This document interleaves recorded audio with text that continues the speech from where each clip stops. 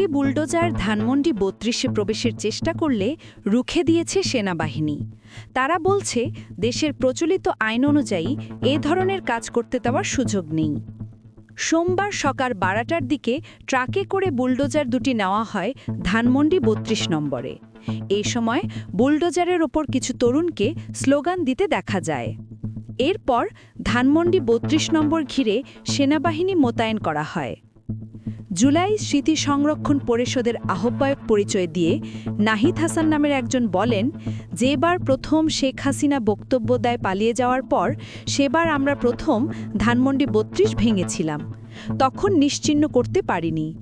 আজকে যেহেতু শেখ হাসিনার রায়, আজকের রায়ের মধ্য দিয়ে শেখ হাসিনা বা আওয়ামী লীগের রাজনীতি আমরা আশা করছি ধূলিসাৎ হয়ে যাবে।